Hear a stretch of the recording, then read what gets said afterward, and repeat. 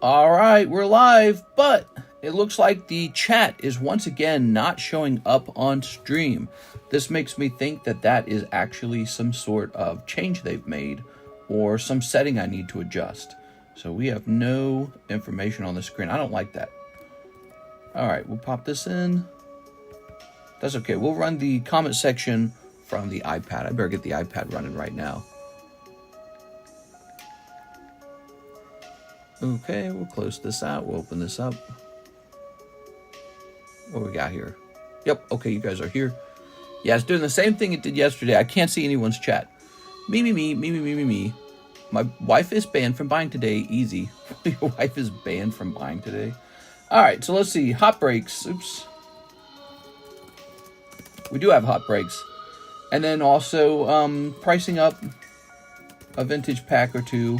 No, I don't want to. That's too odd of a title. Hold on. So, we don't have any new. Wait, do we have mail-in? I didn't even check to see if we have mail-in. I better check the mail, guys. Hot breaks. Now, let me check the mail real fast. I'm going to hit live card shop like that, right? So, let me hit save here.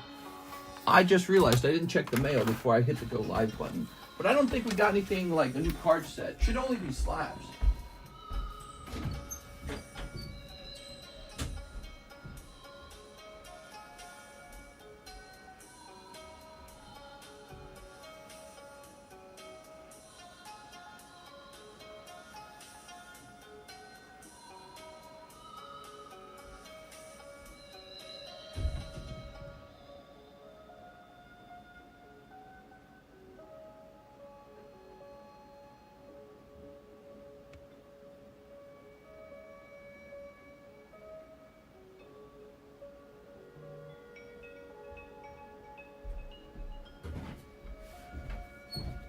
We actually did get a ton of mail, but it's all slabs. So, come in here with you guys.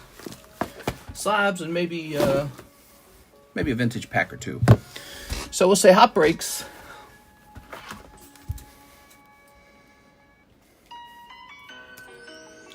Opening mail. Pricing new things up. Kind of in a rush. I never have time for all this stuff, so we just do it live. But man, we got some great breaks there. Gengar, Mew, Magneton. That's all cool stuff, man. All right, let's see this. Here we are.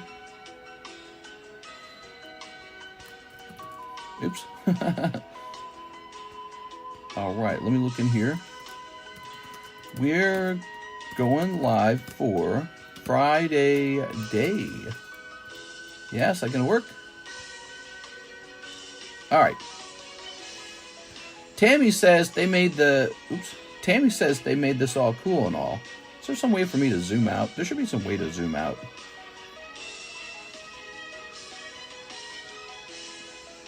I see what you guys did. I wish there was a way to zoom out.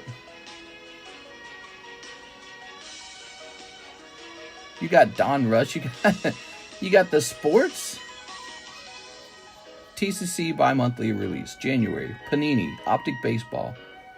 Cardsmith. Mega Man. Top Star Wars. This is pretty good. Here's Project Sakai. Don Russ. Upper Deck. Pokemon. All right. So I will take another look at that in a minute, though, because we have to get moving over here. Let's see. Let's go ahead and get rid of this. Oh, I got my, so Beckett says they're done grading the Hello Kitties finally. It took them a really long time to do that. But yes, Beckett is saying they are done. So I don't know how fast they ship it all, but hopefully soon. Okay. Greetings, esteemed innovator. Is this a really, we're eager to spotlight Raid Shadow Legends. Collaborate with us. I wonder if that's a real offer, or if maybe it's junk email. You never know these days if you're getting like a fake email. All right. Okay, and it looks like we have new things in the queue. Mr. Brandon Wong, paying for the grading. Nice. Robert Tumman, and Juan Macias.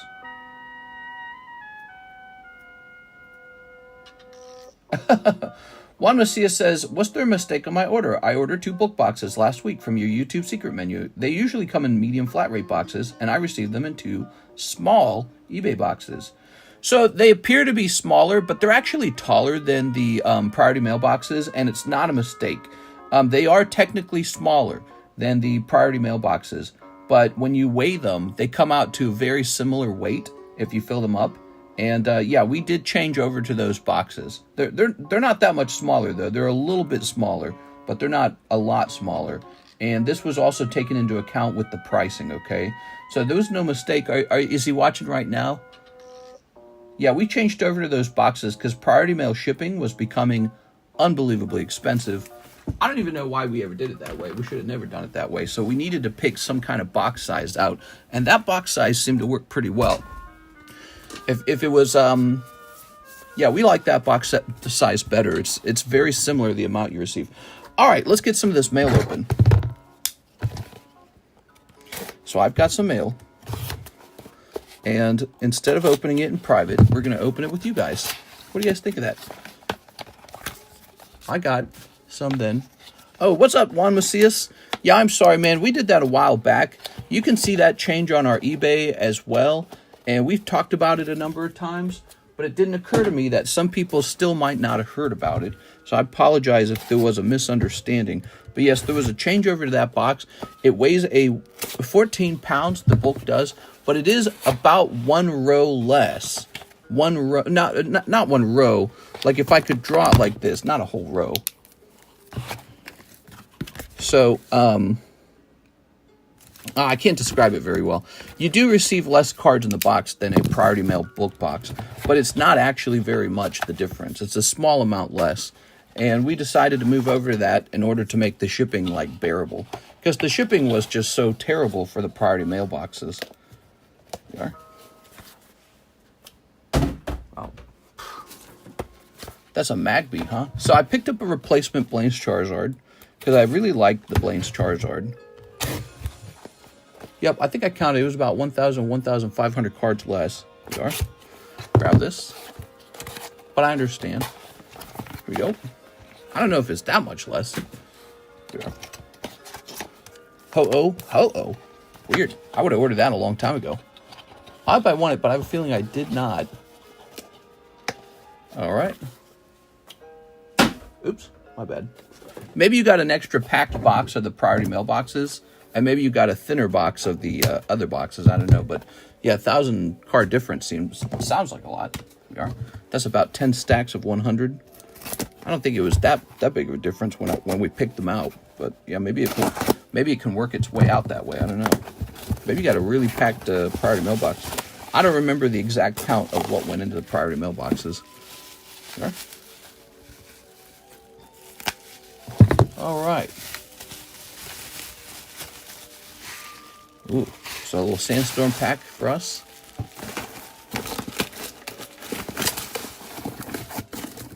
Tossing this away. All right, so we're opening the mail at the table, which is not something I normally do. What do we got? Anything interesting? So you'll see with these breaks that we host, I really do just replace them. Certain cards are not being liquidated. It's just a product that's getting restocked. Okay. That's me picking up a couple more vintage packs because obviously there's a lot of interest in vintage these days. You know, it's quite difficult for me to sell the vintage because when I look back to order more, there is no more. And so that's a really bad signal to me. It makes me go, ooh, what are we doing? Oh, I've never seen this. Look at this. Card Saver 4. You could put a whole booster pack in there. Huh. Never seen that before. Card Saver 4. I'm going to throw that away, though. Why Card Saver 4? Never seen that before. So much heat. This is the after Christmas mail day for me. It shows the volume of stuff that I have to move back and forth all the time. Pretty cool, actually. It's pretty entertaining. I have a special job, so I'm lucky to get to serve you guys. Vintage, though, man, vintage ages me because it's like, let's say you buy a pack for 400, you sell it for 500. there's fees, there's, you know, payment processing fees. You make some money, there's some taxes. Then you turn around to buy a new pack, and it's $500 now. And you're like, well, what the damn it.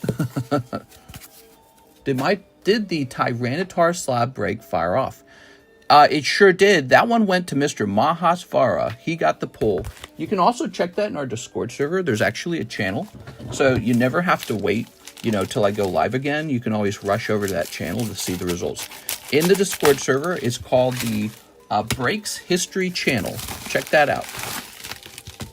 Save you some time, some curiosity. Oh, I hate it when they do this. So there's a thing such as overpacking. You guys got to be really careful not to overpack your boxes, okay? Promise me when you ship stuff to people, you'll not make it difficult for them to open, because they could end up damaging it. Oh, there's that replacement Charizard when we couldn't find it. Remember some guy got a Charizard out of the Holo Shuffles, and then we went looking for it. We couldn't find it.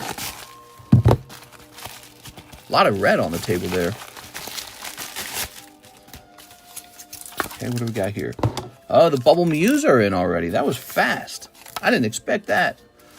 So some people got Bubble Mews, but we didn't even have them yet. We were just using Rigoberto Gil's Bubble Mew as a placeholder. But they're already here. Look at that. That was super fast. Okay. Bubble Mew break has been incredibly popular. Oh, okay. We're going to have more stuff like the Bubble Mew in the future as a result of the good sort of like feedback on that.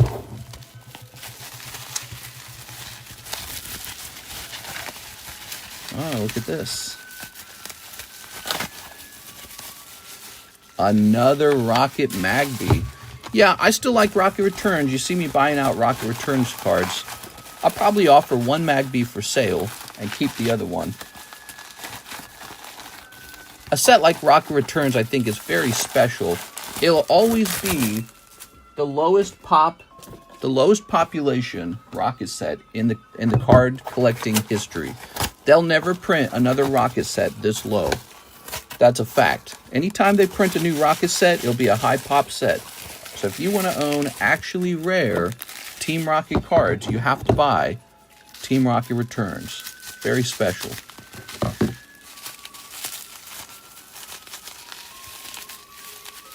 Okay, look at this little power. $3.49. Can you read that?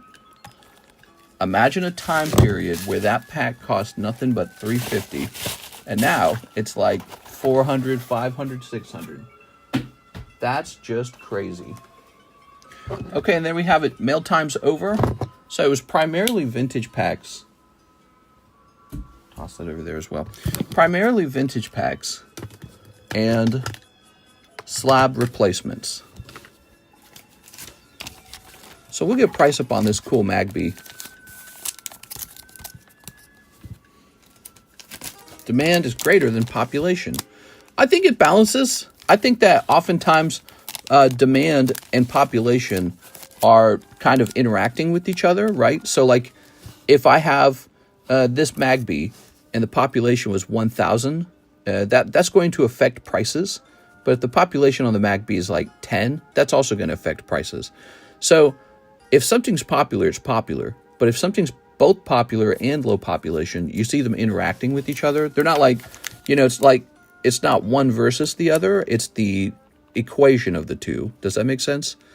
Okay, so let's hand these out because these are already sold. Let's see. Some people got very lucky and already pulled some of these. 1, 2, so this guy and this guy. Oops. What I'm seeing is Joseph Albrecht and Kobe Collects. Okay, look at that. Sold before they even arrived. That's smart. That's smart. I wish I could almost print up an image of a cool slab online and test its popularity in a break on the table and then order it if it sells. All right, there they are. Wow. Drill it. Yeah. Beautiful cards. Don't drill these. These are way too nice. I wouldn't drill it. That'd be stupid. Now, we got nice hoe. The hoe break never went off. So now I just own 2 of these. That's all right. Oh, this was a replacement for somebody. And I'm adding a nice little Magby to my Rocket Returns collection. And there's the replacement Charizard. He is in. So they're all in. Lots of red. Lots of red. I'll put this in the Rocket Returns box to my side. And this guy can go somewhere. I don't know. Right here, I guess. No, let's put them in here. Those are expensive breaks. Now, this goes to somebody who was meant to get this Charizard. Pokemon drop shipping? A little bit. Philip Webb. Philip Webb. He pulled what appeared to be a Pokemon Go card out of the box. Yeah, number 010 Go. Well, number 010 is Charizard. So for some reason, we didn't have it. And now we do. So, Philip Webb. He's got his Charizard. Problem solved. I kind of lost money solving the problem, but that's not what's important. What's important is Philip got what he was promised. Now, cool Magby. And let's take a brief look at this again. So we've got 1, 2 Call of Legends. Call of Legends seems to be kind of popular. We have a Sandstorm. I like the Sandstorm a lot right now because it carries the this guy. So Sandstorm, a lot of people don't think about it, but it's actually an Umbreon set. It carries this Umbreon. And I don't think I think there's only a reverse holo version in the set. I don't think there's a holo version. This just looks really good. It's very cool. So it's a very unique Pop 25 Umbreon. Pop 25. And these packs are already so expensive. So that Umbreon will never even break, Pop 100. It just won't happen. There's not enough of them. Oh, could we do this? So instead of putting the card into the sleeve, could I just put the sleeve in behind it like that? Oh, that's a clever idea. I do it like that. I like that. I don't like putting the boosters inside of the semi-rigids. I don't like the pressure on the card, but I like the semi-rigids giving the pack some sort of like structure almost. Oops. Where's my sleeve? Here it is. All right. Cool stuff, right? Oh, why didn't I think of that sooner? That's cool. Okay, so now those won't slide or fall down so much. Okay. Same here. So let's take these out. I don't like these being in here. I just don't. Those are Ultra Pros. Okay. That card's a good investment. Magby from Rocket Returns with the Rocket Return stamp. What stands out about the Magby is that he has the red lettering. The red lettering means that he was considered a rare card in that set. That he was rare. He wasn't a standard reverse holo. He was a rare reverse holo. All right. Put the pack in the bag. Okay. Put the fries in the bag. Put my cards in the bag, bro. I was getting kind of chatty yesterday, wasn't I? I was talking all about inflation. I was talking about government steals the value of your wages, and your wages don't keep up with it. And so the government's really making you poor so that they can steal your purchasing power to spend your money on things you never would have voted on. You never would have voted for them to spend the money that way. So they know you won't, and so they just steal your money through inflation. And yeah, I was getting all self-righteous and sniffing my own farts. So you guys, sometimes you got to stop and say, put the cards in the bag to tell me to shut up. Okay, lovely. So we got 6 fresh packs, probably to replace 6 packs we sold. And when that happens, it all just kind of moves, creeps up a little bit. You started a good conversation. Some people really enjoy those conversations, and some people really don't. So I'm aware of this, and so I try to tread lightly, because some people really don't like those conversations. They're sort of conversations that are like, go back to work. Conservatism. Oh, things got to be fixed. Rules, structure. That's not as fun as, I don't know, maybe a different feeling like drinking, gambling, smoking weed, opening Pokemon cards. Very different feeling. So, you get all kinds. People are all kinds of different people. All right. I need to learn a little bit about this Magpie. Oops. Come on. Don't do that. Last night I bought a couple Japanese. Okay, very good. So, and then let's go back here. Last night I bought a couple Japanese singles, Pokemon singles, to grade later. Nothing really expensive, not like the chase cards, just some cheap ones. Like the Magneton. I'm going to grade a couple of those Japanese Magnetons. I did grab a nice chunk of the Noctowls from the one set Stellar Miracle. I like that Noctowl. He's so cool looking. I'm a realist and a conservative. Some people are conservative. They're called losers. No, I'm just kidding. No, I do think it's personality types. You know, I think everyone was born with the different personality types. So you have to be accepting of each other. Sometimes you have to accept your conservative friends a little bit. And same for the conservatives. They have to be accepting of the other side. All right, very, very important to get along. Let's see. If you can't get along, that is actually a problem. What you tend to see in history is anytime the pendulum swings too far one side or the other, it sucks. You know, you never want it to be that. You want it to be somewhere in the middle, balanced, like yin and yang. Brandon Wong says, payment for grading the Hidden Legends. Ah, thanks so much, Mr. Brandon. Appreciate that. Here's Robert Tumman, one more spot in the Topps Gengar. So we got this awesome Topps Gengar break. Take a look at this guy. Look at how beautiful he is. I'm going to show him off a little bit for everybody. We don't offer this break very often. Gengar breaks, Gengar might be the #1 card. You'd think it's Charizard, but it's not. Charizard isn't the fastest moving. It's either Gengar or it's Umbreon, one or the other. And so, yeah, anytime you see a Gengar on the table, you can expect it to move. Gengar will sell out, probably in a day or two. Let's go ahead and grab this. Don't expect that Gengar to sit around on this table. He will move. People love him. And it's a great-looking Gengar card, too. It's an unconventional one you probably didn't realize you needed in your collection, right? So a lot of people don't think Topps Gengar. But now that they see it, they go, oh, shoot, that's a great-looking Gengar. Look at it. It's a nice structure, nice design, right? Some Gengars don't look so good. Like, I don't like Dark Gengar from the Neo 4 set. He's kind of ugly, but that's just the standard Gengar. He just looks great. Real shiny, too. So expect this one not to stick around too long. He'll be gone.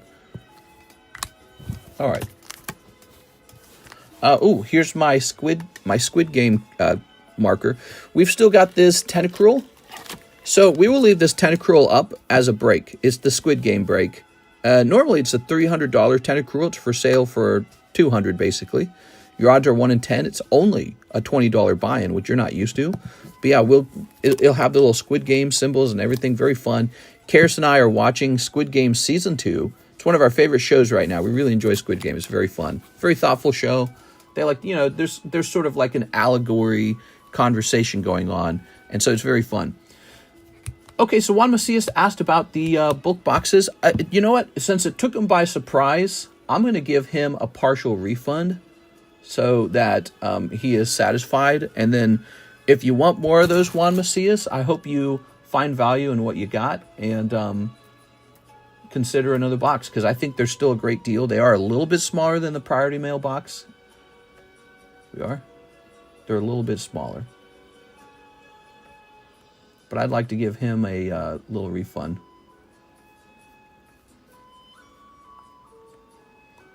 How do I refund him? Can I not refund him?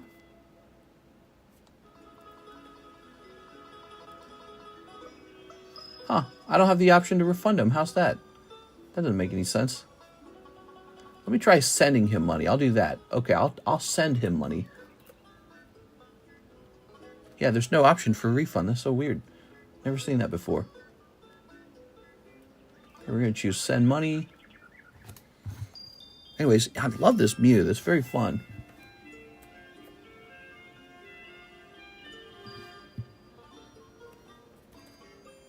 I'm going to send him $8. Oops, not 80.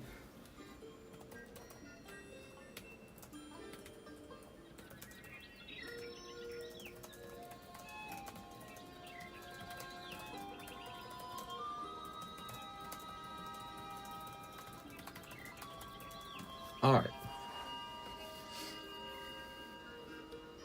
We'll send it friends and family. Send. I'm here for that TCC Kool-Aid. That is such a critical moment in history. He's talking about Jim Jones. He was a religious cult leader, and he actually talked people into killing themselves and even their children by drinking cyanide. And what does this teach us?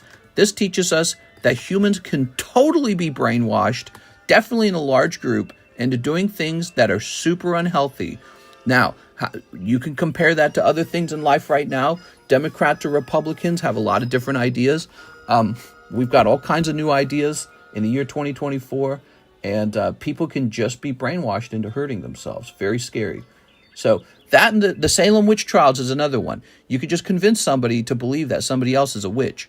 That's crazy. So humans are not very, I don't know if smart is the right word, but humans kind of live in their imagination a little bit. And so because of that, they can be tricked. Christopher Houghton, One Pack Lorcana first chapter. Whoa, where am I even going to find that? I do not know where I keep my first chapter anymore. Lorcana first chapter. Oh, it's right here. That was so easy. Oh, that's not Lorcana first chapter. Put that back. All right, so here we go. So probably one of the most controversial things going on in America is this conversation around puberty blockers for children, for people who are under the age of 18, puberty blockers.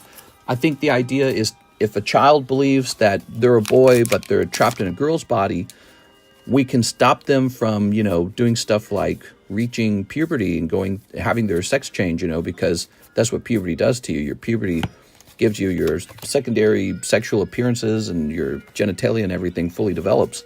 And I guess maybe in theory, the puberty blockers stop this, allowing you to choose what you want to be. So you're right. So there's a whole conversation about this, a big, vicious debate going on. And both sides have to sit down and wonder, could I be wrong?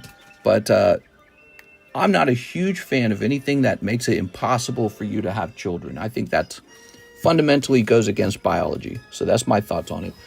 You have to be able to reproduce. You were a baby. Christopher Houghton. So that would be the conservative perspective, right? You can have a different perspective and share your ideas. You might have different ideas. But that's why the Jim Jones story is so important, because you could be convinced to drink cyanide yourself. All right. There we go. Here's Brandon Boutillier, one Gengar. You got it, Mr. Brandon. All right. I have not checked the news today. Any crazy news? I saw the stock market crash. I have not been buying much stocks, but I saw the stock market crash. Crypto's down to 95, Bitcoin that is. They are. All right. Daytime gets better conversations. Did they reprint the first chapter? I don't know. I got like a sealed case of first chapter just in case it went to the moon. Okay, there it goes. Joseph Smith, 2 hollow shuffles. Okay, 2 hollow shuffles. Okay, good luck. All right.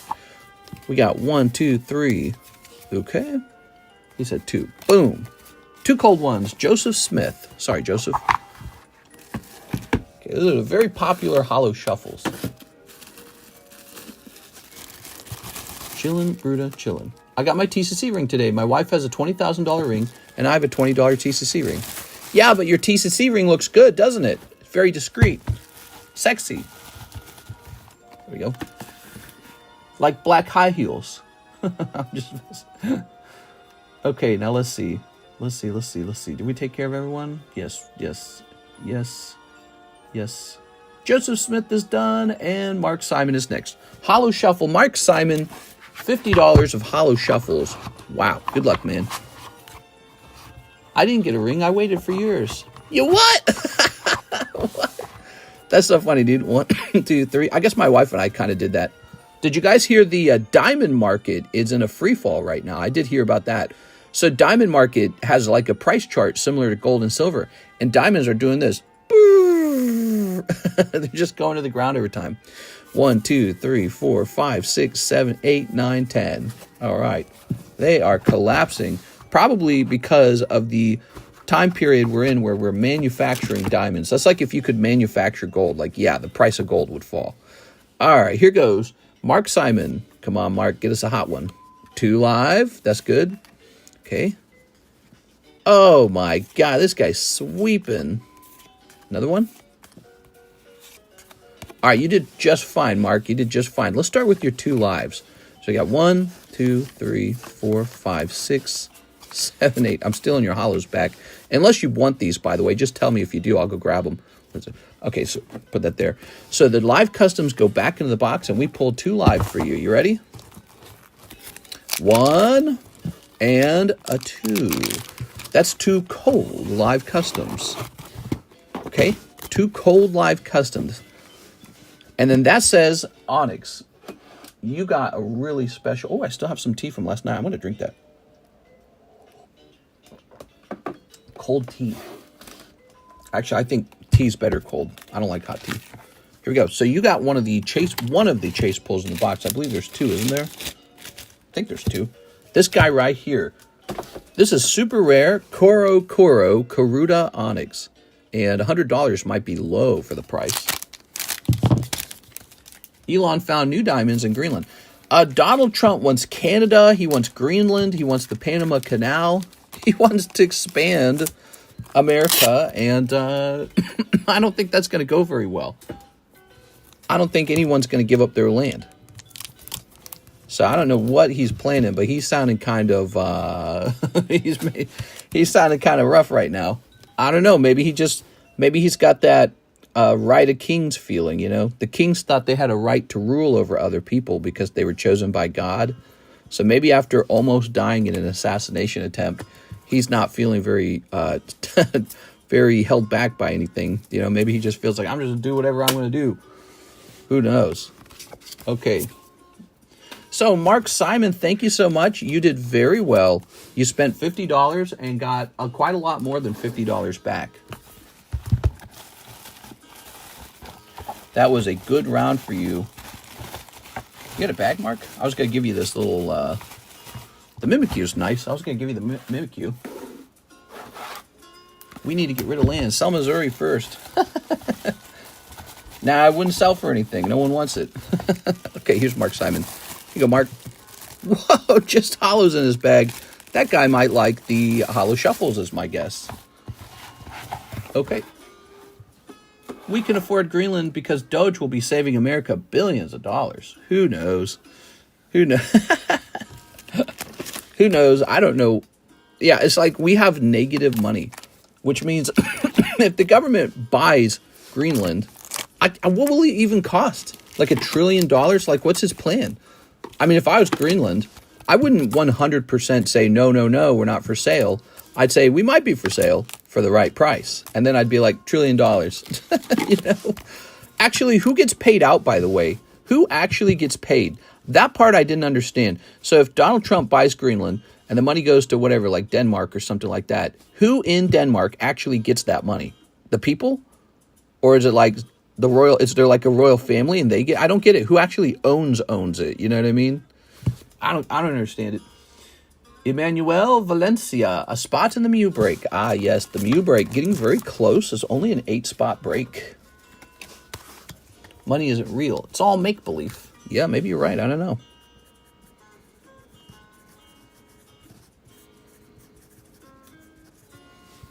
He's going to fill Greenland with affordable housing for the poor people who can't afford houses. Oh, by the way, we need to price up some Japanese jungle packs real fast. Here we are. This goes into the Mew break. I forgot. Somebody asked me to do that last night. Here's the Mew break. Buy Greenland in Haktua coins. I think Donald Trump should pull the biggest rug pull in the world. That's what he should do. You know how, like, the celebrities do it? Imagine if the government did it, but at, like, a world level. So imagine we start FedCoin and the United States government owns 95% of FedCoin. And then it tells the world, hey world, FedCoin's available to be purchased by anybody. And it's going to be the best crypto in the entire universe ever. Because we'll make sure it is because of the military. And so everyone starts buying it. It's going to the moon. And then as it goes up in price, the government on the back end just continuously sells it. You know what I mean? So it just sells a little bit here, sells a little bit there. right? And imagine how much money the government could siphon from the world and from just Americans looking to make money. Imagine how much money the government could siphon if it did its own rug pull, on its own crypto. And then the government can take all that money and do something with it. Pay off the debt, buy Greenland. It's a price for everything. I don't truly believe something's not for sale. But the problem is the price could be so high that it's not worth it. So, what if Trump says to whoever owns Greenland and says $2 trillion? They might be like, maybe. That's a lot of trillions. I don't know what it's worth. Been a while. Can you check to see if my Ghost Rare Yugi card is in the Cool Kids box? If so, I'll buy packs. Okay, Mr. Tyler Balbo. What's up, Tyler? Hope you're having a very Merry Christmas season. Let's just find you, shall we? Okay. Tyler, you got nothing to fear in the Cool Kids box. But you shouldn't ever leave anything here too long. There you have it, 823, Tyler Balbo, Red Eyes, Black Dragon. So if you recall, my promise about the Cool Kids box all the way back then is if it goes in the Cool Kids box, it won't be touched. And so here it is, just waiting for you. Very nice. Is your business for sale? Yes, it is. Come buy it. Come buy my business. It is for sale. I would sell this business if it meant I can move to my Malibu Beach house in California. Here we go. I would sell this business for some price. I don't know what the price would be, but I would stay on and train you to run the business for years. So I would stay on for maybe a full year to completely train you and integrate you into the business. But you would need a business loan to buy this business. Because first of all, you'd need to buy all the inventory from me. There's a lot of inventory. Second of all, you'd have to buy, the value of the brand, the YouTube channel, everything I've built up. I don't know exactly what that is, but it's not zero. So it's some value. I don't know what it is. But you would get Alexis, Mike's side, assuming they stick on. I hope they do. And you'd get Instagram, you get Facebook, you get TikTok, you'd get all my socials, you get the YouTube account, which is the most important. And then you would get all the inventory, all of the shelving, all of the computers. And then I would stay on and train you for about 1 year. So we would work together for 1 year. Now, that would cost you a lot of money. I would not do that for free. And then when it's all over, I'm going to fart my way off and retire. I'm retiring. I'm retired, baby. Oh, what am I doing? We need to do this. Okay. Bro, orders. Yes, orders. I'm looking at the orders. We got a couple of them. So, Mike's side punch in the air. Well, if I sold the business, it doesn't mean, it just means there's a new owner. I'll sell it to Mike's side if he wants to buy it. I'll sell it to Mike's side.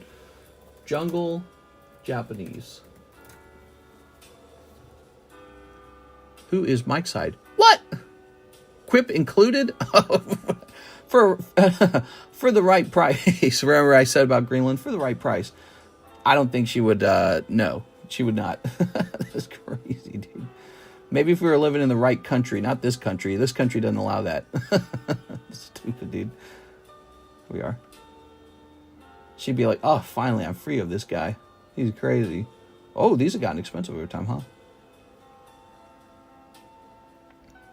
Can you message me back on Grindr? Okay, give me a second. Let's see.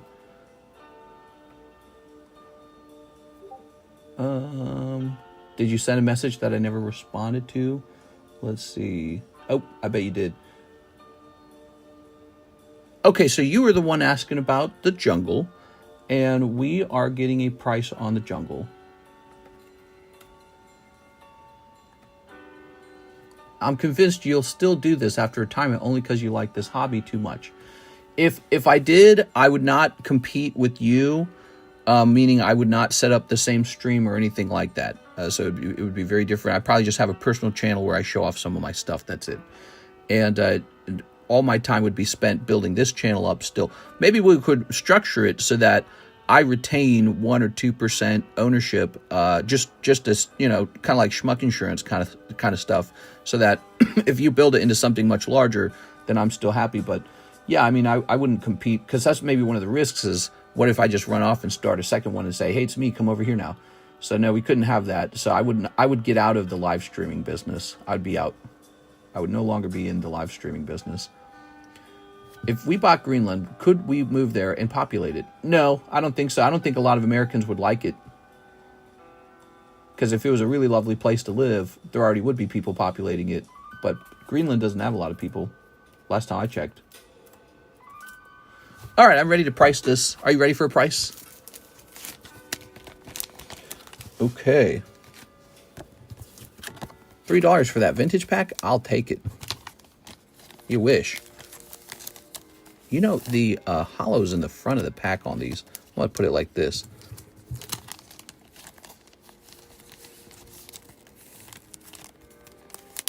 Okay, good. So that protects it. And I'm going to grab this. You got more than one of those, right? Yeah, I have a couple.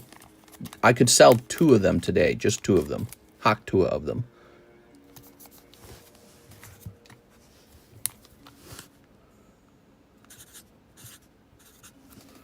All right, there it is.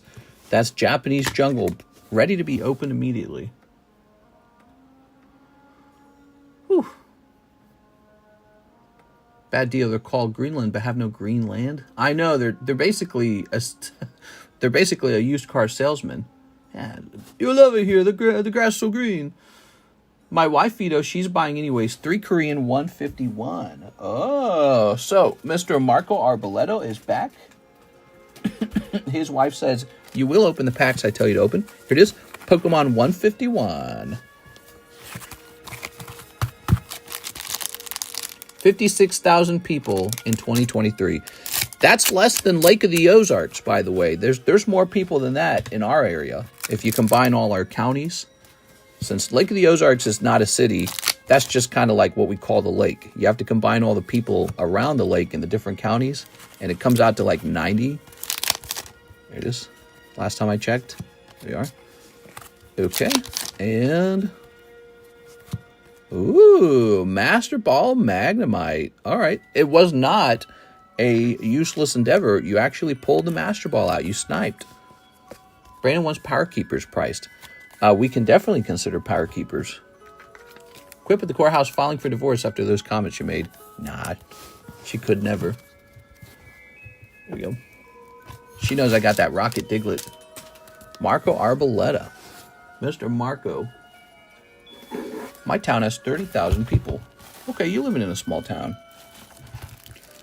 All right. Here we are. Well, it looks like I got a text message. I'm going to read that real fast. We got some really nice breaks going on, but we've also got some cool cards for sale. Here's a top card. What is this? What is this? Oh, the poker break. Poker breaks all the way up to 8. Here is Torchic. We've got Clefairy. We've got Charizard. Ooh, Charizard. What was I doing? Oh, I'm checking this.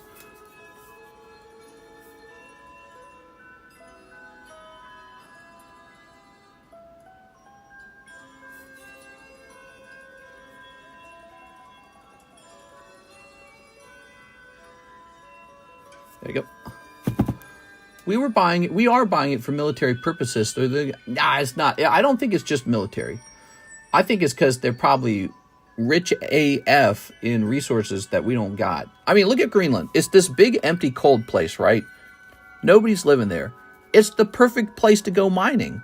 You don't want to mine in California's backyard. Nobody wants it. There's a bunch of regulations. Everyone's like, not in my backyard.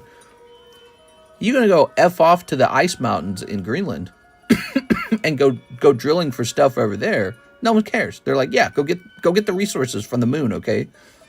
Yeah, people, that's exactly what people want. They want you to go away to Greenland and get the resources. No one's living in Greenland. So that's the place to go digging. And Greenland stretches all the way up to the north. So all the way to the tippy top of the world. It's the perfect place to go drilling for the United States, and it's right there. The other place you could argue is maybe Canada, but Canada is much more substantial than Greenland. Canada would not be for sale. All right, 5 Surging Sparks. I think Trump's plan is he wants Greenland, and then he wants to go start drilling over there. That's, for us Americans, even if you hate Trump, and even if you think that's expansionism or imperialism or whatever you want to call it colonialism, even if you want to call it all that stuff, I think if you got Greenland at the right price, that's very good for us.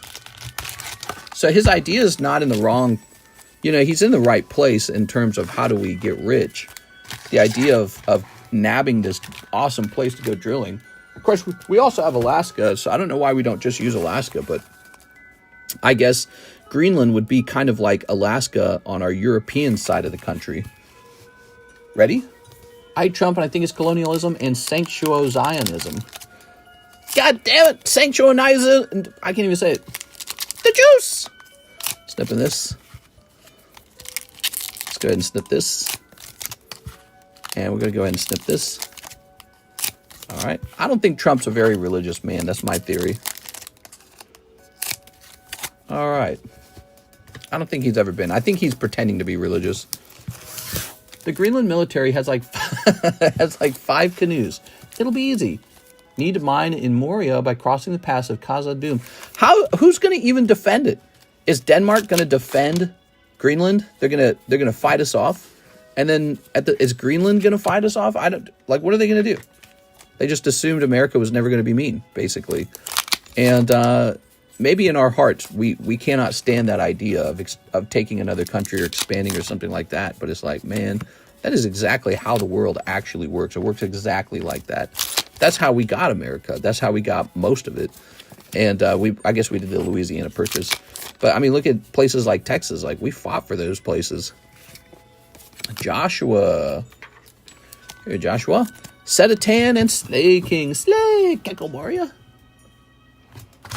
All right. The actual history of America was basically taking over land. It wasn't peaceful at all. We were Putin in the past. We were. That's what everyone gets all upset about, all the college students. They go, "You're colonizers." It's like, yeah, if you hate it, why don't you go somewhere else? You're living in the comfort of your home in America with all of the advantages, and you hate it, and so why don't you give your home back to somebody? You just bop off to some country that didn't ever colonize anyone ever. It's like, those don't even exist. You can't even find a country like that. Ooh, Joshua, you got a lot of hollows in your bag. If you ever want to give up some hollows, let me know. But I don't think we're going to do that to Greenland. I think Trump's going to make a really nice offer on Greenland, and then Greenland's going to say no. And then here's what I actually think will probably happen. Trump will just he'll talk trash, and then he'll give up. That's what I think will actually happen. He'll talk trash. He'll be like, Greenland sucks. Greenland's the worst. And then I don't think he's going to invade Greenland or anything like that, like the way Putin invaded Ukraine. All right.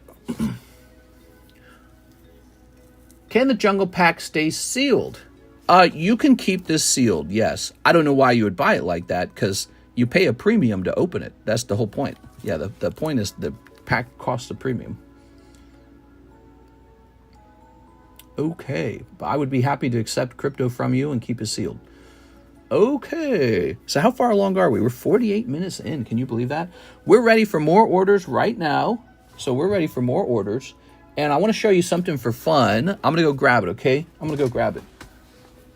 Stick around, Mr. Scuffa, because I'm going to go grab this cool thing. But I'm also going to take these empty mailers out of here.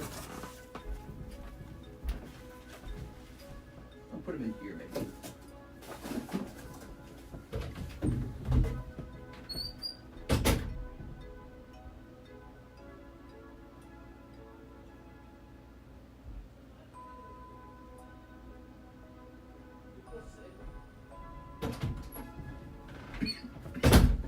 All right, so check these bad boys out. No, I didn't mean to do that. All right, check these bad boys out.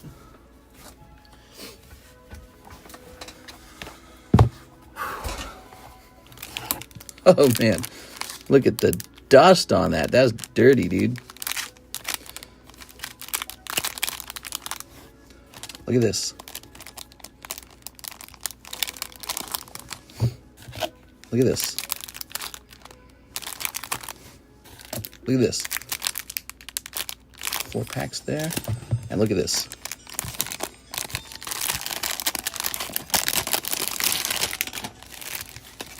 Damn. That's hot, right? Mr. Rich. These are my silver coin. These are my gold coins. This is my Bitcoin. These packs were like $70 back in the day, and yeah, I bought it. I bought some of them. I don't remember what I bought these for. It wasn't that much though, and they are steadily going up. All right. Mister is a DMT alphabet, but look at this. Do you accept DeQuavia's pork pay? I do. There we go. All right. I don't know how many packs that is. This is 5, 2, 4. That's 11, right? This is 5. That's 16. And this is, looks like 5. Yeah, it's another 5. What is that, 21? So this is 21 packs right here. And let's say I was able to sell all of them at 300. So those would be 21 times 300, right? $6,000. So I'm holding $6,000 in my hand. That's cool. That's like 2 gold coins, maybe a little less than 2 gold coins. But these will go up in price faster than the gold coin. That's the important thing. That's the important thing to know. Of course, it wasn't always that way. It took a long time for the jungle packs to become expensive because initially it seemed like there wasn't that much of this product. Turned out there was a lot of this product. There was tons of jungle packs out there, unopened jungle packs. Pokemon actually printed a lot of this. Breaks, 1 place an order. Can you show us all the breaks? Yes, let's show off the breaks. Let's show off the breaks. Yeah, I'm a big fan of vintage packs. I don't like to sell them. I like to hold them. When you sell them too fast, you lose out. I think somebody asked for a Power Keepers pack first, though. Hold on. So here's a Power Keepers pack.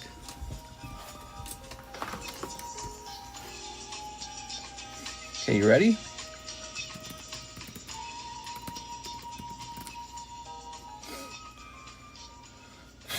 All right.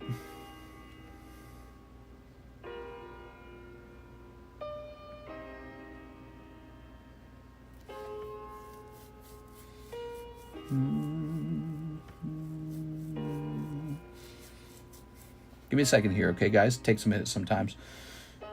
Takes a minute sometimes.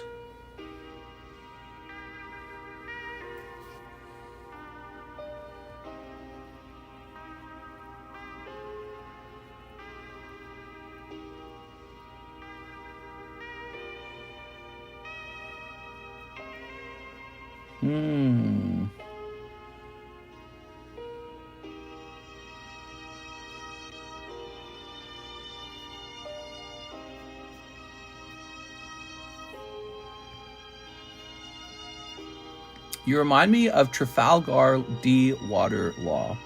Who does? Me?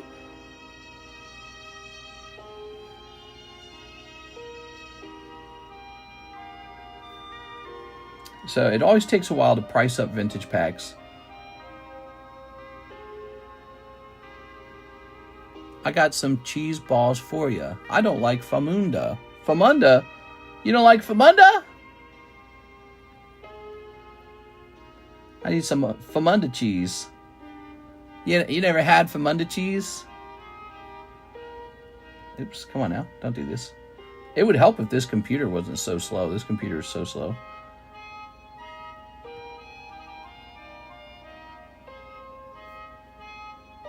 Alright, give me a second. People love opening these vintage packs, but man, I just don't see it. They're so expensive. I feel like they reach a point where you're better off just opening like Terra Festival and going after that Crown Brionne, you know what I'm saying? Like the idea that this is always a better deal? No, dude, they're getting way too expensive. They really are. They're reaching another level. Trump will save TikTok. I heard Trump is interested in keeping TikTok, yeah. You know, it's a change of tune. He's basically waffled on that subject because he wanted it out, and it made sense too. I was for getting it out too, but he wants to keep it now, and I don't really agree. I actually still agree with shutting it down. I think shutting it down makes more sense. But there's a lot of people who don't like that because they say, well, it gives us freedom of speech because America doesn't control it. All right, I have a price for Power Keepers. Yeah, I kind of like the kind of do like it like this. So let's get rid of this Coeli sleeve. I got a dry cough today. More like freedom of stupidity. All right. Yeah, TikTok's full of all kinds of degeneracy. TikTok, Instagram Reels, Facebook, YouTube Shorts, they're all the same. I think TikTok's algorithm is really smart, though. I think that's basically what stands them apart.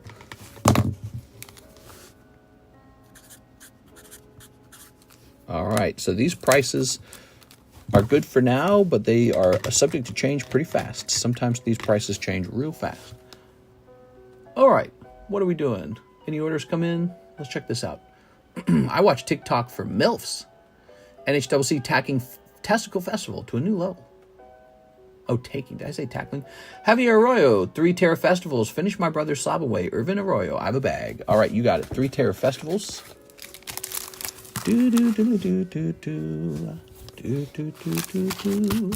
TikTok got the brain rot on point.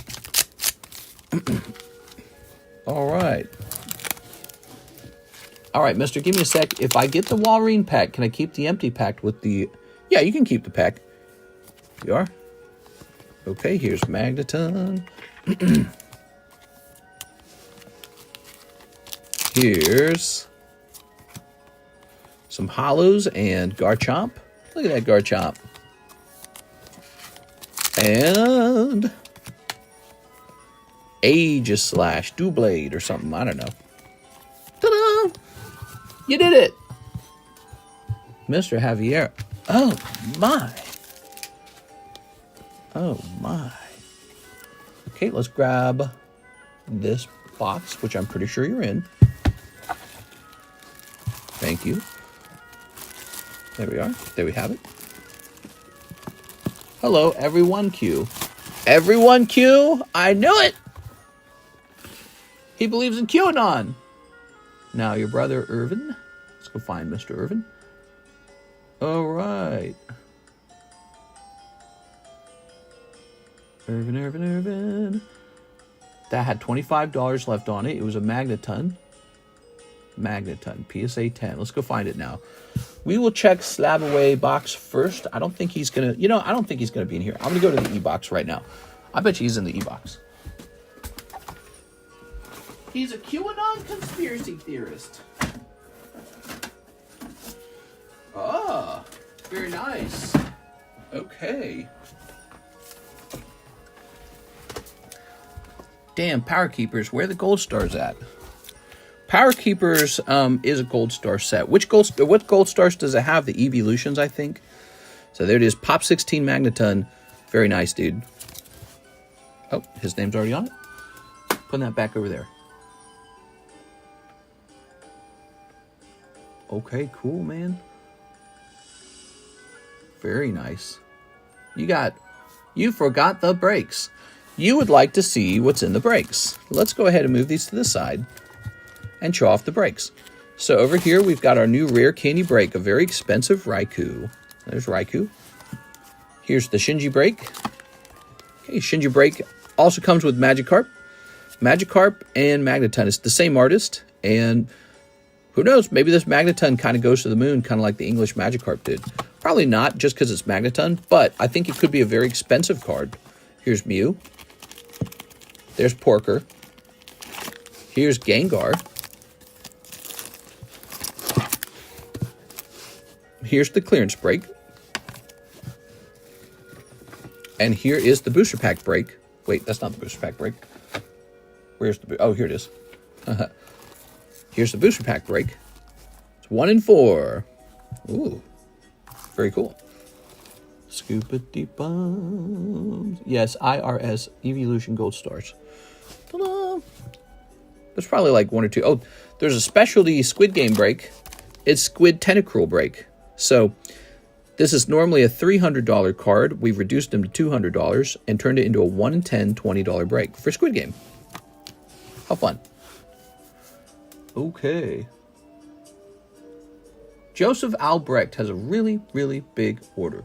He says 1 jungle pack and 300 to my slab. Damn, dude. Okay, Joey Albrecht. Let's see. He's going to go right here. And you said 300 to your slab, right? So 2130 minus 300 leaves you with 1,830. 1,830. There it goes. Okay. 300 to your slab. And then a jungle pack. So why don't I leave this one? Well, no, let's open this exact one. And I'll just go grab a different one. Might as well get the one you're looking at, right? Okay.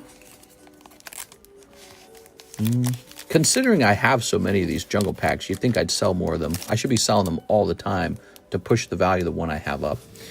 All right, so that's the next one. Good luck. Does someone say jellyfish? If I won Squid Game, I would buy all your Pokemons. Gengar a Spectra. He's a regular hollow chrome. All chromes are hollow. I do own a Spectra Gengar, though. Think I should sell it? Ooh. Ah, nice. Oh, look at that. See that? Oof. Hopefully nothing like that on the front card. You can have that be... That can happen on the back card, and you're fine. You don't want that to be on the back... the front card. I can't speak. So that happened because it's just a pack and somebody touched it. Let's put this here. Okay. I don't want you talking about what's in the pack. I hope I didn't spoil it. Let's see. So the back card was... Okay, it was Executor, not Pikachu, so that's not so bad. The next card's fine. So what's this? Nidoran. Meowth. Joseph Albrecht. Ooh, could be anything. Firo. Come on. Bellsprout. Goldeen. Come on. That's pretty off-center. Look at that. It's kind of fat on the bottom. Oh, no, it's not that off-center. My eye's playing tricks. Tauros. Okay. That was Rhyhorn. Ooh, no Pikachu? Darn. Pikachu's the common card that you want. And Venonat. So in terms of commons, this is about as bad as it gets. So far your pack's pretty bad. No Pikachu, no Eevee, no Cubone, no Jigglypuff. All four of those are decent. You didn't pull a single one. Now, let's see what it is. Nidoqueen. Okay, not bad. Beautiful Nidoqueen. That jungle pack was a Nidoqueen, and I don't see any marks on the front. That's good, because there was a mark on the back. One Nidoqueen, and now you know why these breaks are not so bad. Because it is, even when you get a nice pack, it is so risky and so tough to flip it. Check this out. Beautiful Nidoqueen. Let's go ahead and put her in a top loader. Whack pack. Yeah, I have to agree. So my immediate thoughts about the Nidoqueen is we can all visibly see that she's fat on the bottom, which is how you want your Nidoqueen. You want her to have a fatty, but not for grading, because it's going to give you a 9. And then you're going to give her the 69. All right. Nidoqueen with the fat bottom. So Nidoqueen and no Pikachu is going to make this pack a pretty tough pack. There you go. Beauty Stills. Yes. Joseph Albrecht. I'm gonna find you where? I'm trying to remember, did I ship you? Are you up here? Nidoqueen got that dumpy. Well, you know, it could have been a pack with Eevee and Pikachu and Snorlax all in it. So he could have gotten very, very lucky and just walked away with like a huge flip. Because that would be a flip. Pikachu, Jigglypuff, Cubone, Snorlax, all coming out of one pack. You are. Okay. Here we go. Pop these in here. We do see that happen sometimes. It's just difficult. All right. Are there still spots for the Neo Pack Break FML? Yes. Yes, there are. Okay, I'm going to move this over here and put your box right here. So we got the Joey Albrecht box. Now look at all that. Isn't that beautiful? I got to price these up. That's all that remains of the slabs that need pricing. Where can I put these? Can I put these somewhere? So, by the way, I want to remind you guys, we will have giveaways tonight for the Friday nighttime stream. So please show up for that. Letting everyone know. Okay, we have an order up here. This is for, oops, I got to hit refresh. Those are all my slabs. They could be. Do you want Lorcana on the chart? We could have Lorcana on the chart. You think people would actually open it? I don't know if people would open it. For Terra Festival, no cold ones. Javier Arroyo. You got it, man. 4 Terra Festival packs, no cold ones. There we go. Terra Festival continues to be one of the best Pokemon sets of Scarlet Violet. I was doing a lot of research last night. I was researching every Scarlet Violet set and what it had in it. And oh my god, did we have some bad sets. Pokemon really did make some truly undesirable sets. And I think it hurt sales this year having sets that bad. They had sets with like just nothing in it. Maybe like one good AR in the set. That's it. And the rest is just junk. So, that's the chase. He did it. That's the best card, Javier. That's all you had to do was tell me to get you a good one. Can you get V-Bucks for cards? I'm opening Lorcana right now. Next Lorcana set isn't till March. Look at that. Master Ball Umbreon. All right. That's apparently more valuable than the Crown Breon. That Umbreon right there. We've pulled so many of those, we must be Pokeblessed. Hashtag Pokeblessed. The Pokemon Junk Wax era. I don't think it's necessarily Junk Wax era. Ooh, and I got a Dusclops. That's it. That was a blessed box. Yeah, that's apparently the top pull right there. That Umbreon, guys. Don't show Tammy. Yeah. Tammy got one. Tammy got lucky and pulled one. We've pulled a lot of those Umbreons. We got the good product somehow. I don't know what it is. We got plenty of Crown Breons, too. But yeah, we've done well. I mean, if you think about how many potential Master Balls are in this set, it does not make sense how many of these we've pulled. We've pulled tons of these. We've pulled it over and over and over again. Javier Arroyo. How many Master Ball Umbreons do you think we pulled? I don't even think we opened that many boxes, to tell you the truth. How many cases did we go through? I feel like we've been through about 10 cases, maybe 11. There you go. Or maybe that is the correct pull rate. Maybe we just opened a lot. I said 10 cases. I was like, wait a second. That's a lot of cases. Yo, it's a good product though, guys. Let me talk about this set a little bit. This is going to be probably the best set from Scarlet Violet so far. It could be the best set that they ever print for Scarlet Violet. And right now, you are opening it up at the release price, and that price could get much worse over time instead of much better. But it really depends on how much they print. There we go. Beautiful. Ooh. Let me send this to Mike's side in case he wants to use this footage in some kind of compilation.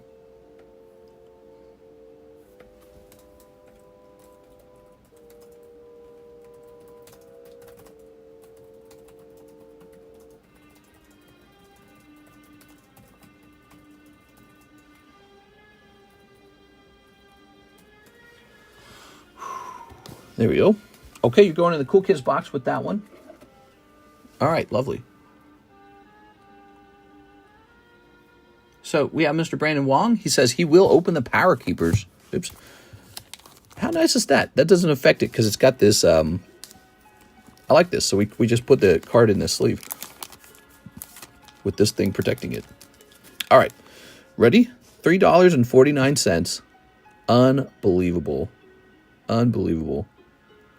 Crazy how times have changed, everyone. $3.49. Wow, he just paid $550 for this. Is everybody ready?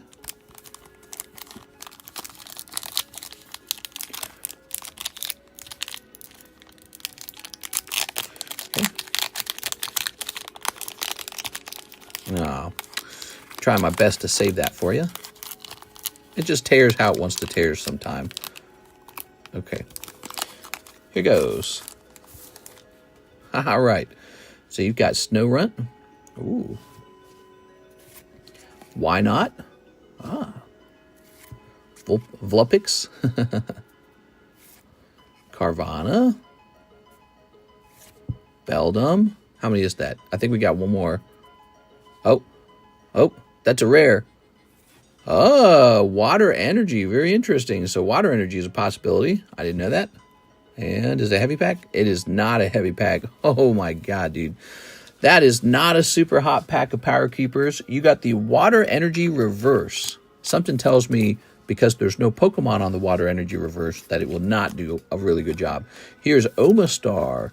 Here's Sharpedo. We should have sent it to the CT scanner first. All right, water energy it is. I bet you these have not been CT scanned. Power Keepers is more of a cheaper set. I tried. I'm sorry, dude. Here's Beldum. Here's Carvana. Some packs are cold packs. The last pack we opened was Nidoqueen. That was cold too. But see, again, this kind of shows you why I enjoy the breaks. Because when you go after a break, there's no mystery of what you're going after. You know exactly the Pokemon. You know exactly the pull rate. We are. All right. Lovely. Okay. Well, these are really nice. Look at the centering on them. They look pretty good. So you're in luck. Your Vulpix looks really well centered. Carvana looks well centered. You know, if these all grade 10, look at your Sharpedo. If these all graded 10 and you were able to sell all these, you might be able to get back a little chunk of your money. As for the water energy, I don't know about that guy. He seems thin on the bottom, first of all. Second of all, I just don't think people are going to pay a lot for water energy. That is what I would call a tough pack. I can get another pack for you if you want. I just don't know if you intended to spend that much. Let's grab this. I know how it is. When you open a pack and it's not fun, it just leaves you hungry for more. It's important to experience a good pack. There you go. So, let's put this up in the Cool Kids box for you. We'll just store it there, okay? Because I know you'll ship. You like to ship a lot.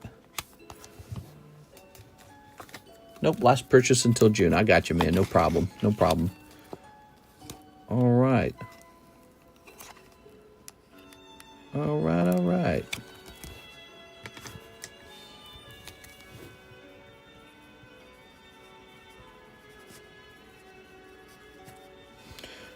Put this slightly like that and get this in here. Oh, no, we need a fat sleeve, don't we? So we can do this in a fat sleeve. Thank you so much, Mr. Brandon. Your orders and Joey Albrecht's orders made today's stream very fun. It's a short stream, but that was a fun stream. We got 2 vintage packs open. Again, people really just want to open up vintage packs. It's really fascinating. That is not sustainable. There is no way to sustain that. Oh, yeah, you played the Squid game, too. 6-1. You got a score, though. That's cool, right? You got one of the points. Rip. So he died in our Squid Pokemon game last night. You guys might have missed that. If you missed that, you might have go rewatch it. It's really fun. We could host that again sometime, Squid Pokemon game. Maybe the next time we host it, it doesn't have to be Tentacruel. How's the line? Because 6, she didn't even want it. She sold it back instantly. She's like, I don't want it. All right. Here we go. We have been live for 1 hour and 13. NHCC, jump in the Raikou and Gengar breaks and a waifu shuffle. You got it. Jumping in 2 breaks.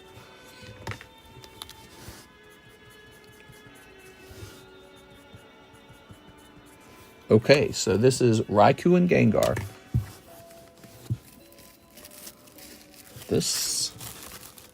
Someone go in for Code Geass. Code Geass is pretty fresh.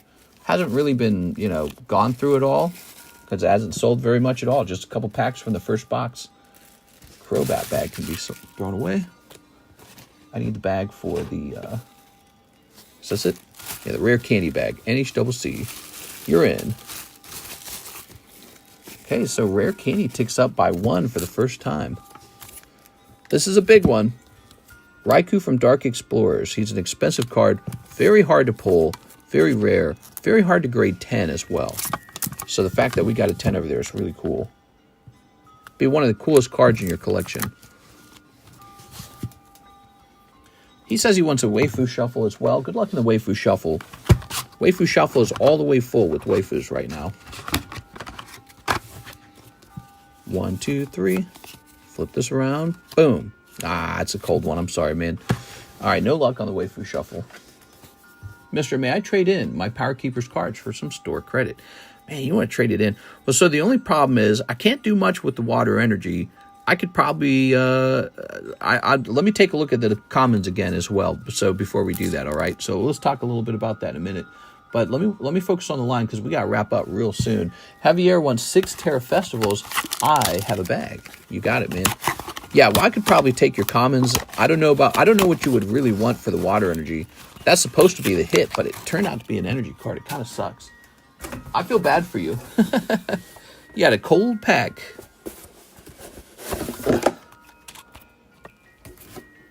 Definitely not a gold star. All right, after this, we're getting a fresh case of Terra Festival. Terra Festival continues to get torn through at a rapid pace. What a great set. I mean, because once you pull the Moon Brionne, or the Crown Brionne, you're not even done. You've still got all the Master Balls to open. This set's going to go on for a while, man. It's going to be just like 151. Better than 151. It's evolutions. 1, 2, 3, 4, 5, and 6. I'll keep the energy. Here we are. All right, there we go. Okay. Oh, 1, 2, 3, 4, 5, 6. So it's an offer on your common and commons. Generally, what I've been doing is like $4 per common, right? That's generally what I've been doing. So I think there's about 8 of those. That'd be about $32. It's not a. If I were you, what I would do, I would have me ship you those. I'm giving you advice on what an expert would do, okay? So I would take the commons, have them shipped home, pick out the very best commons, and send them in yourself. Send them in for grading with like PSA. And then if you can get a couple 10s out of there, you might be able to make some of your money back. All right, Iron Hands comes out. Definitely not the chase card in this set. Darn you, Iron Hands. Let's see if maybe another Master Ball comes out. Because you killed it with the Oh, he got 2? That's because he finished the other box as well. Wow. That is so lucky, dude. He got 2 full arts. He got the Ogre Pawn Mask and the Iron Hands. That's so neat. Okay. All right. But unfortunately, neither of those were evolutions.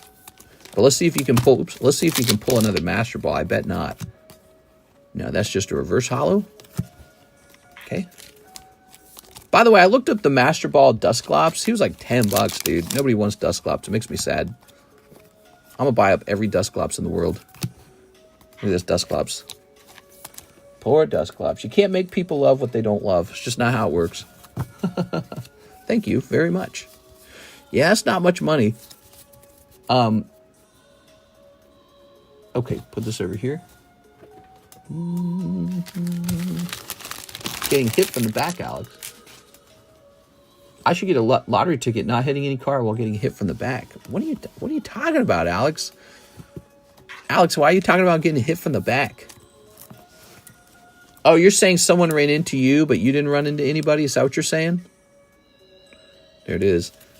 Boy, you'd love the traffic over here in Lake of the Ozarks. There's virtually none. So peaceful. You get on the highway, there's plenty of room for everyone. You can speed if you want to speed. You can drive slow if you want to drive slow. It doesn't matter. You are. That is one thing I will never stop loving about Lake of the Ozarks. No traffic. Summertime traffic is real, though. There's summertime traffic, but it's not that bad. Especially if you don't go anywhere.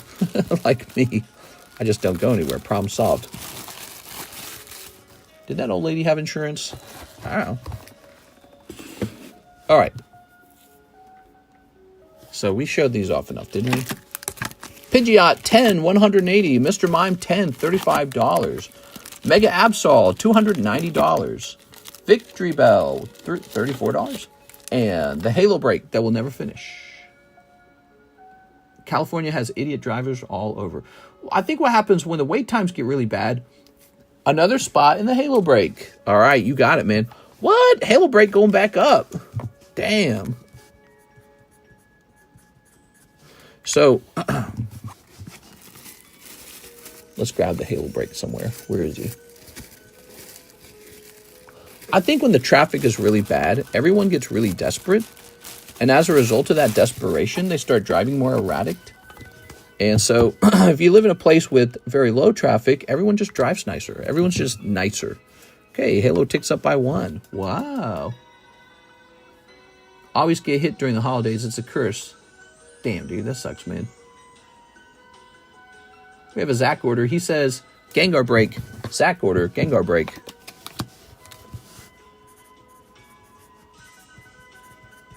Okay, Zach's decks. Another interesting thing about the Gengar is just how uncommon these packs are. It's like, these packs are going to be extinct in no time. I'm pretty sure that's a Topps Chrome Series 2 card. That's 2 spots for me, right? I think so.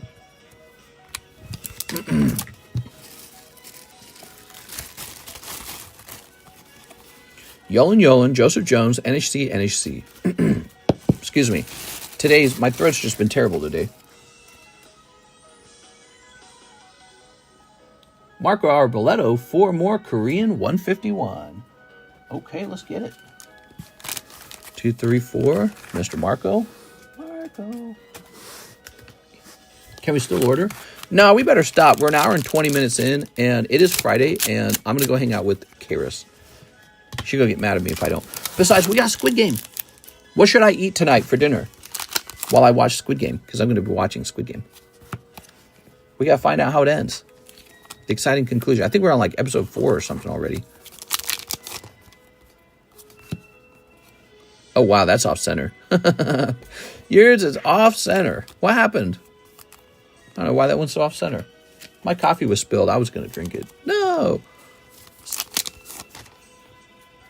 Okay. Well, at least you didn't hit anyone else, Alex, because that would have made it more complicated. Okay. I should have 2 spots in that Gengar Topps break. Okay, what's your name? I'll look that up for you. Okay, that's Marco Arboleto. Would it be okay if I got the Rainbow Kakuna slab in exchange for the Power Keepers commons? You want the Rainbow Kakuna slab? I could probably arrange that. I don't know what it's worth.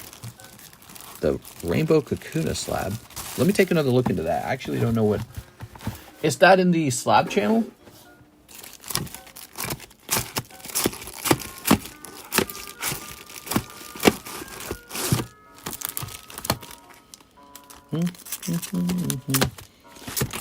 Okay, he's a $40 card. Let's do it.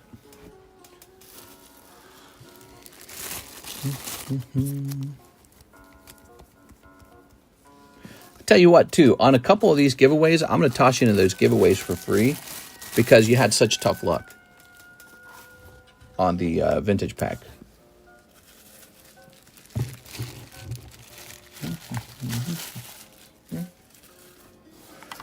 Okay.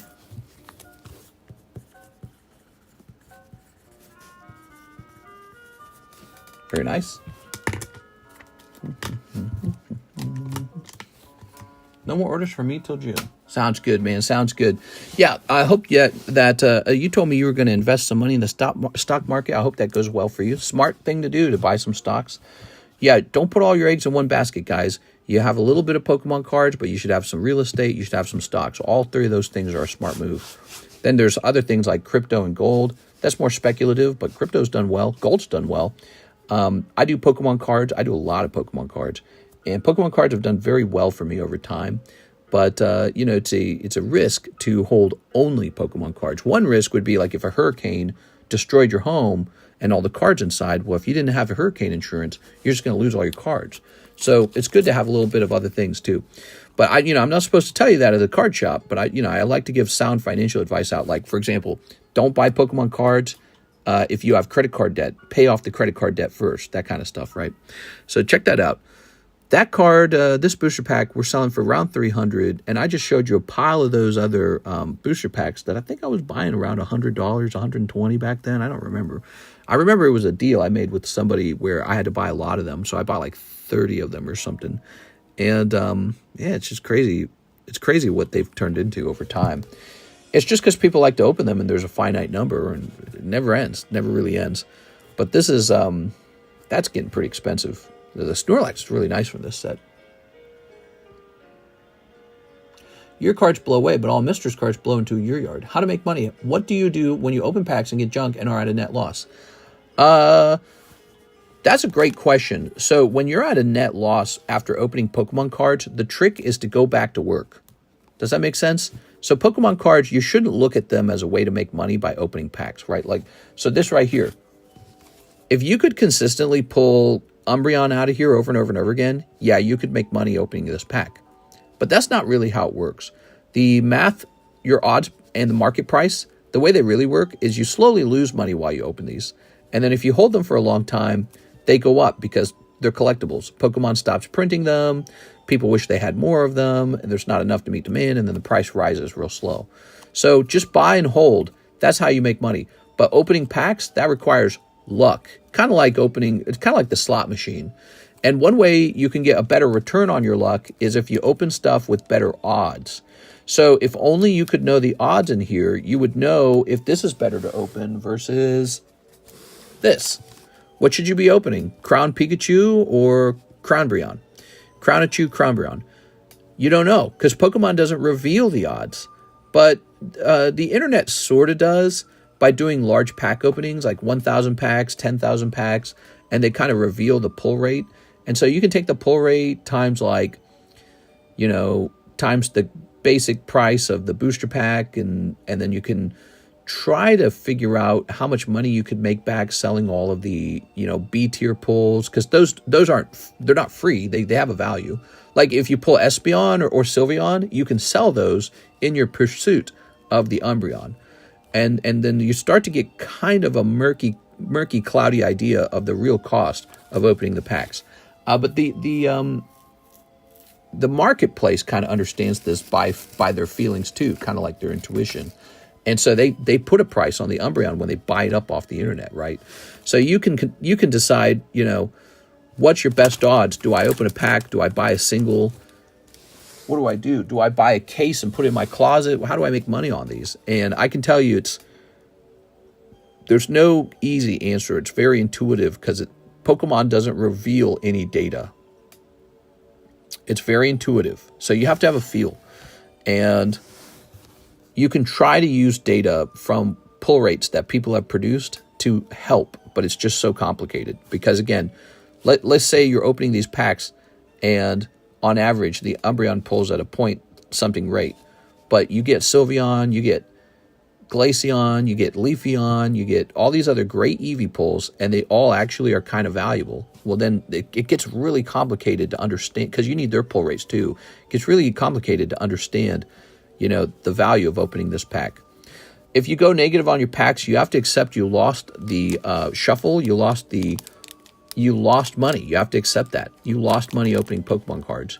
And that is the risk of opening them. It's very similar to going to the casino and doing the slot machine or buying a loot box in a video game that you paid for. And the solution is to go back to work. You have to go earn more money. So if you ever want to get a better card collection, you have to just go earn more money.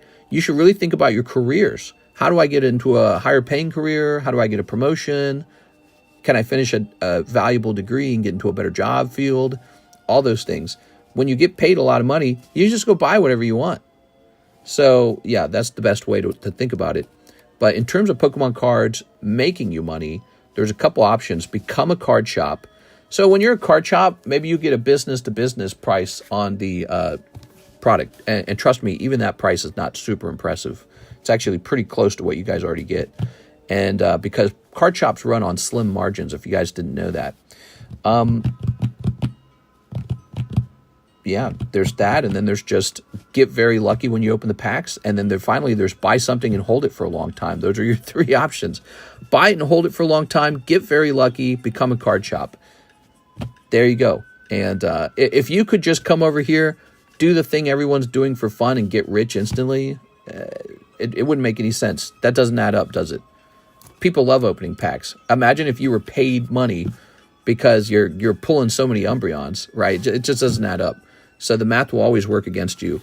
It's a hobby for entertainment. So go get a better paying job and you can just get whatever you want. I haven't found a hot Asian cheerleader to have kids with, so I have no heirs. Mister, can I adopt you?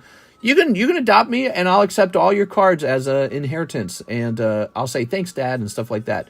Andrew A. Martin says Magneton Magikarp break. Magneton Magikarp. Oh, the Shinji break. Yes, called the Shinji break because he's the artist. He's a really cool artist. He does Giratina. He does, what's missing from here? Magikarp, Magneton, Giratina. I think those are the 3 big ones. All right, let's get you in there. Fastest way to get money is OnlyFans. Yeah, well, only if you're hot.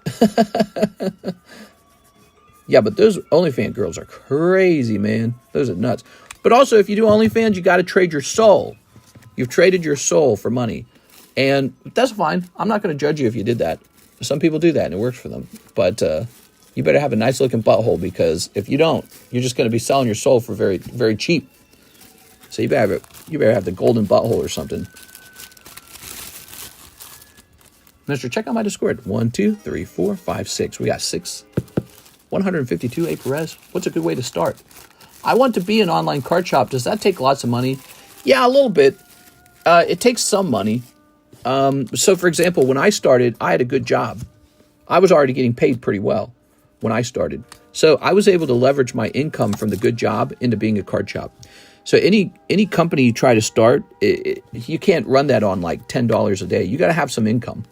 But if you're really, really, really shrewd and sharkish and lucky, you might be able to survive on opening a card shop on very little money. But I had a good paying job when I started. I was not poor. I could pay all my bills. I could have something go wrong and I'd be okay. Does that make sense to you? Like, let's say you buy a case and you sell a case on like Whatnot or Drip or some crazy stupid thing like that. And Whatnot or Drip, they're going to take like 8% from you, right? So whatever you sell, they're going to take 8%. And you got all these competitors selling at a very slim margin too. And then you have a customer do a giant chargeback. It doesn't happen all the time. It does happen, right? Like we got a multi-$1,000 chargeback from Damien Holdings. It was like $2,000. I think it was like $2,000. So, but imagine that happens right at the start for you. You're screwed. You're out. There's just no way for you to fix it. You're out. You'll get your account shut down. Your PayPal get locked up. Whatever it is you got get locked up. You'll get penalties and fees. So when you start, you just have to be lucky and not get hit with that. But let's say you do get lucky, you get hit with that. You might be able to get a little snowball started where you start selling stuff and the snowball gets larger and now you got a little more playing around cash. I would say early on, unless you have a good paying job, early on, it will be very hard for you. But by the time you build up a cash reserve of, let's say $5,000, you might be able to be pretty cushiony and, be able to move around and comfortably sell some cards online. So, maybe you get a sponsor to do it. Maybe you get a card shop helps you. I don't know. But the other struggle is you're in entertainment. A live rip and ship isn't just a place where people open cards live like DoorDash. It's also a little bit of entertainment, and you're going to have so many competitors. At the end of the day, here is one of the biggest problems you could run into. You look at your profits, you look at what you're getting paid to do this, and it's so small, you're like, why did I quit my job? So that is one of the problems you risk. Because when you run one of these little card shops, you don't get 401k, you don't get any health insurance, any health care. There's no way to get promoted. This is it. This is the one job. There's no promotion. There's no pay raise unless people just give you more money for some reason, or you just get better at it for some reason. And that's it. And it's subject to, did Pokemon make a good set? If Pokemon makes a crappy set, you don't make any money. If you got too many competitors, you don't get any customers. So it's a risk, and I think it's a good idea for people to go after it. You should open a card shop if you want to, and if it goes bad, go try something else. But man, it's a great product. Pokemon's a great product. Maybe you find some kind of interesting niche, Like, for example, if I had to start all over again, maybe I could sell, like, openly, like, naked character cards on OnlyFans or some crazy thing like that. You never know. Look for something that nobody else is doing, and that's often where more money is. But the problem with Pokemon cards is this is what everyone's trying to do. Like, you want to do it. Everyone's doing it. I'm doing it. There's 10 more guys doing it. There's a guy over here doing it, guy over that doing it. Every platform's doing it. Yeah, eBay Live, that wasn't a thing in the past. Now it is. So when you do the same thing as everyone else, the profits can be really thin. When you find some new way of doing stuff, the profits can be huge. So the question next is, what's new? What's new?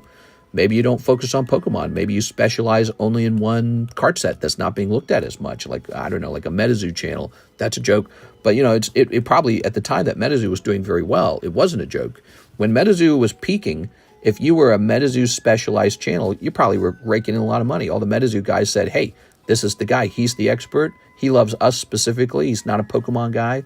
So being able to make those kind of decisions is tough. But, I would say if you can Find out what your special skill is in your brain. Just pursue that, right? Like, let's say you love movies. You don't have to become a movie star. If you love Pokemon cards, you don't have to become a card shop. Find out what your specific skill is. One of my skills was talking. I knew that. I always knew that about myself. I was a big talker. When I was a kid, I'd get in trouble. My parents would tell me I'd have to stop talking. So I'd get in trouble for talking too much. I'd literally get punished for talking too much. I'd get in trouble for having too many opinions as a kid. So I knew growing up, I had a lot of talking. And I sort of realized, I think I could do YouTube because of that, right? So if that's not sounding like you, you might not like waking up 5 days a week to go talk to people and have to entertain them. If you're not somebody who just naturally blah, blah, blah, like a gossip girl. I always loved gossip girls. So if you're not like that, you might not enjoy that.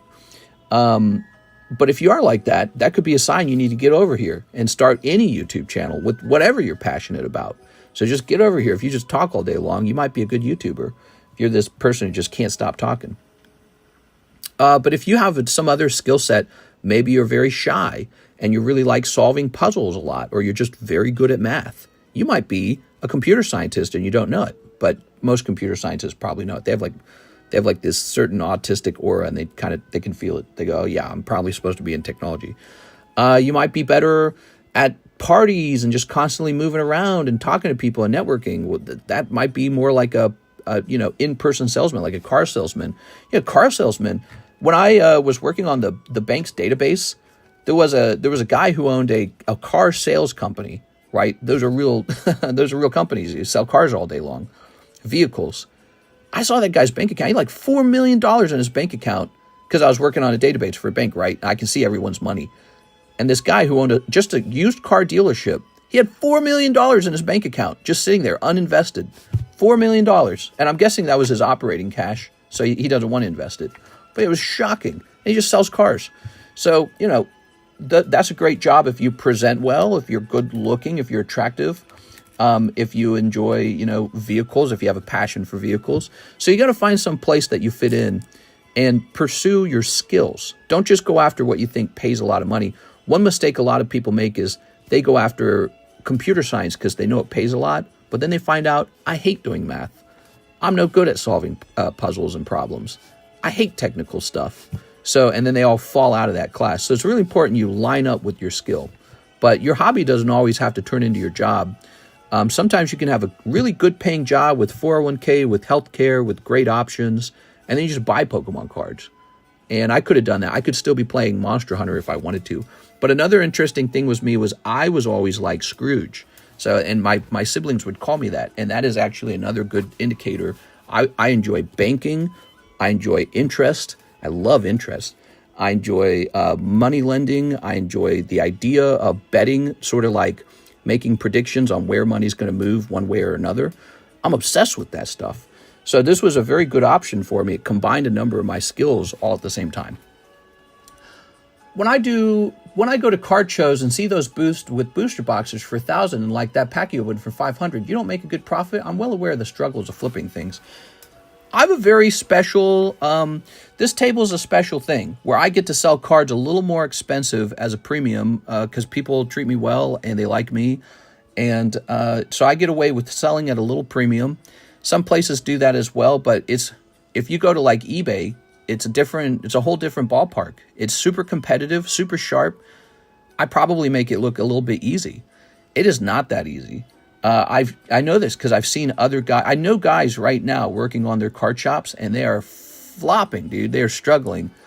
So I am lucky to have what I have. I'm very grateful for it. And so this is a special table where sometimes items sell at a premium, and you can't do that everywhere. And so what you would have to do is you would need to buy that Power Keepers pack and hold it for 2 years and wait for it to go up to a certain profit margin and then try to sell it.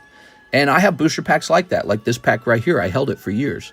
So you just have to have a lot of income to be able to move into that kind of position. But if you're really, really, really passionate about Pokemon, your name's Pokemon, you might as well give it a shot, okay? So maybe you'll have some great success. But all those card shops, and myself included, we've been doing this for a long time, and it gives us a chance to dig our heels into, like when I bought cards 5 years ago, there was no sign at all. There was no evidence at all that any of this Pokemon was ever going to be worth anything more than what you just paid for it. It could just be a big loss. And I've had cards that are a loss too, like slabs, booster packs, card sets. So there's plenty of areas to lose money. But you see me make money on a pack here and there, and you think, well, this guy's just rolling in money now. But it didn't start out that way, and it's complex, and it just requires so much energy and passion that if you're not absolutely in love with the hobby, I do think what you'll find yourself in is a lot of Pokemon card debt or equity, whatever you want to call it, however you paid for it.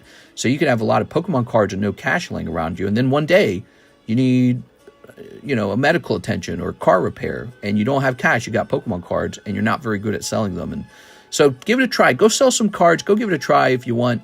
You got all these websites like Whatnot and Drip and all those. Give it a try. Maybe just take it nice and easy and light, and try to, there's so many guys doing it. You might as well do it too. But my point to you is that make sure whatever you do in life, you're lining up your brain skills with your the market, right? So whatever you're potentially best at, leverage your best skills into a high-paying job. Leverage your best skills into a high-paying job. If you work really well with your hands, go get a good paying hand. I almost said hand job. If you work really well with your hands, go get a jobs that include your hands, but not a hand job. But for example, let's say you play video games all day, right? You love playing video games. You controller. Go be a crane operator. Those guys get paid bank, dude. They make a lot of money to operate cranes. Let's say you're a good driver. Go be a truck driver. Those guys get paid bank. That's a lot of money. There's a lot of guys working at Walmart right now doing a simple Walmart job who have no idea that they really should be being paid $70,000 a year to drive trucks. You got the skill, you got the brain. It's a sitting job too. You get to sit. So, there's a lot of cool jobs like that. The worst thing you can do is reach for the low-hanging fruit of working at Target or something and staying there too long. Don't do that. Go develop a skill and get paid lots of money. And then when it comes to opening Pokemon cards, you won't care. You'll be like, I can take some losses. I can open whatever I want. But as for opening up a card shop, you have to be prepared for a really competitive environment, and you have to be ready to entertain and to talk well and to be a good business manager as well and a financier, and be prepared to just face, you're just going to face the most vicious competition. And for example, I stream 7 days a week, right? That is tough. And I'm just one of your competitors. There's a lot of crazy guys out there. So I'm just one of them. They're all crazy. The guys who are best at this are all pretty crazy about it. It's basically taken over their lives. So if you're not ready for that level, you probably fizzle and pop a little bit in the market. You might make some money here and there. But what you're going to find out is if I just got a job as a truck driver, I'd make way more money, right? I'd go make $70,000 with healthcare. Healthcare is a big deal, by the way. If you don't get healthcare, you're in trouble. Because as you age, you need healthcare. You do. You really do. You need dental and all that. And so there you have it. So you could do a card shop, but you have to consider it might not pay you as much as you want. It might not offer 401k matching. It won't offer you dental. It won't offer you vision. It won't offer you health insurance. And you have to be sure your success as a card shop is better than if you just go become like a truck driver or something, or you open up a tattoo parlor. A lot of tattoo artists love Pokemon cards. You open up whatever it is you open up, maybe like a used car lot, maybe a car rental company, maybe you open up something new with AI or whatever. There's all this stuff on the horizon. So this is a lot of advice, and we're going way over our stream time, but I hope all of this is useful to you guys. Work for the federal government, easy money, no work involved. Yeah, true. I think that there's actually some really great federal government jobs, and you'll be close to power. Government's cool. If my kids worked in government, I'd be proud of them. All right, let's see. Mr. 102 minutes, you need a stream tonight. I have a friend from school that is a hand model, lots of print ads and some commercials online. Well, there you have it. So he's interested in opening a card shop, and when it comes to opening a card shop, there's no barrier to entry. Just open up a Whatnot account or whatever you're going to do, and then just start selling. There's virtually no barrier. But what you find is to do it well and to do it and to get an audience and to get a customer base, that's not easy. That's very hard. It's very competitive. And you might find it doesn't pay as much as you think it does when you count up all the hours that you work. If it looks like I'm being paid a lot of money, you also have to consider it's like I'm being paid to do 2 jobs, though. So it's like I'm working 2 jobs. And so when you split the money in half, it looks way less impressive. You know what I mean? Imagine a guy's getting paid, I don't know, $100,000 a year, But then you find out he's just working two $50,000 a year jobs because he has virtually no free time. So that kind of thing could become your life if you'd like it to. All right, guys, I'm going to go ahead and hop off now and go watch some Squid Game. See you later, everybody. I'll be here for the late night stream.